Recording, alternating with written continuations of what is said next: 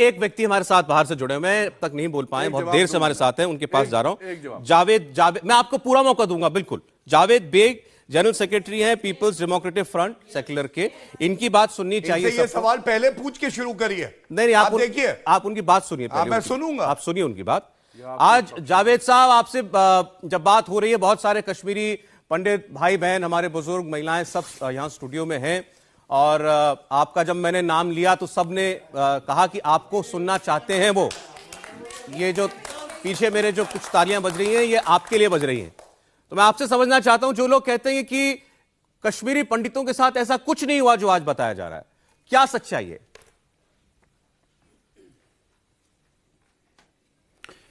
देखिए, बहुत अनफॉर्चुनेट है अगर आज के डेट में भी कोई हकीकत को नकार रहा है, कोई सच्चाई को नकार रहा है। और सच्चाई के लिए, हकीकत के लिए ना ही द कश्मीर फाइल्स मूवी की जरूरत है, ना ही भाजपा की जरूरत है, ना ही कांग्रेस की जरूरत है। अगर किसी चीज की जरूरत है, वो एहसास की जरूरत है, एक जिंदा जमीर की जरूरत है, बागैरत जहन की जरूरत है। कश्मीर फाइल्स बने या ना बने, उससे तो हम इस चीज से नकार नहीं सकते हैं ना कि कश्मीरी पंडित्स के साथ जुल्म नहीं हुआ। मैं कश्मीर के जिस गांव में इस वक्त बैठा हूं, इसी गांव में 1997 21 मार्च जब पूरे कश्मीर में नवरोज मनाया जाता है, मेरे ही गांव के कश्मीरी पंडितों को शहीद कर दिया गया। मुसलमान सारे उसमें शरीक नहीं थे, उनके कत्ल गारत में, उनके जबर में, उनके जुल्म में, लेकिन जिन्होंने जुल्म किया वो हमारे ही घरों से थे, मुसलमान ही थे। क्यों इस पे राजनीति हो रही है? यह भाजपा वर्सेस कांग्रेस नहीं है, हिंदू वर्सेस मुसलमान नहीं है, यह इंसानियत वर्सेस हैवानियत है, सच वर्सेस झूठ है, हकीकत वर्सेस जो है प्रोपेगेंडा है। प्रोपेगेंडा यह है कि आज हकीकत को फिर से नकारा जाता है। जो कश्मीरी मुसलमानों ने उस वक्त खामोशी की, इसीलिए तो आज हमें बराबर का जो है गुनहगार ठहराया जाता है, क्योंकि हमने उस वक्त खामोशी की। और जिन लोगों ने कश्मीरी पंडितों को मारा वो हमारे घरों से थे, हमारे बस्तियों से थे, मुसलमान लोग थे। कश्मीरी पंडित, जो मेरे एक दोस्त ने अभी कहा, कश्मीरी पंडित ने कभी कश्मीरी मुसलमान को नहीं मारा, कभी कश्मीरी पंडित ने हमारी मस्जिद को नहीं तोड़ा। लेकिन हां, बदकिस्मती से मुझे बहुत शर्मिंदगी महसूस हो रही है कि हां, हमारे ही बस्तियों के लोगों ने कश्मीरी पंडितों के घरों को लूटा। मेरे गांव में, बीरवा में, संग्रामपुरा गांव को लूटने वाले कोई गैर नहीं थे, कश्मीरी मुसलमान ही थे, इसी इलाके के लोग थे। पाकिस्तान के दहशतगर्दों के साथ बराबर के शरीक थे उस गुनाह में जो अन इस्लामिक था।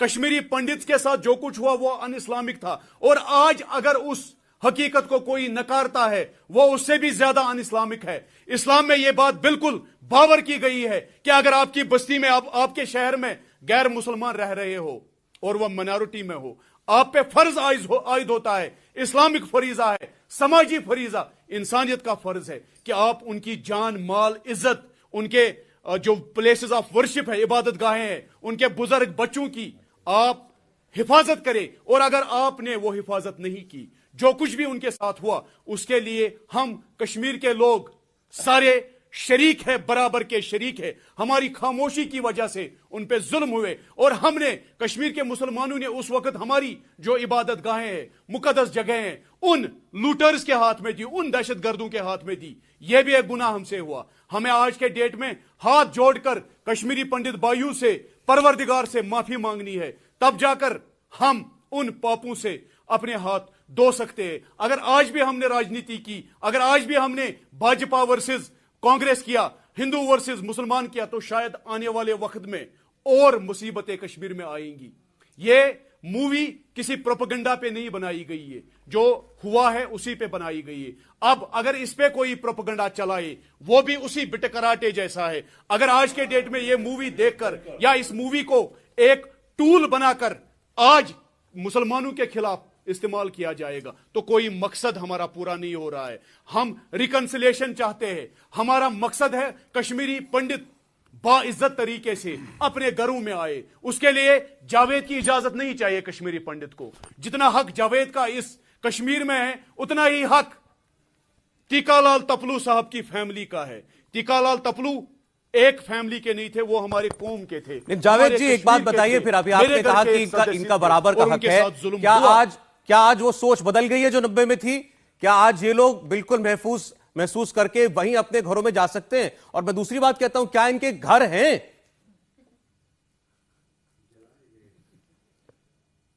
नहीं, बदकिस्मती से मैं फिर एक बार शर्मिंदगी महसूस कर रहा हूं। जिस वक्त कश्मीरी पंडित यहां सब कुछ छोड़कर अपनी इज्जत और जान बचाने के लिए यहां से भागे। कश्मीरी पंडित भगोड़ा नहीं है। जो कश्मीरी पंडित को भगोड़ा कहेगा वो इंसानियत का दुश्मन है, कश्मीरियत का दुश्मन है।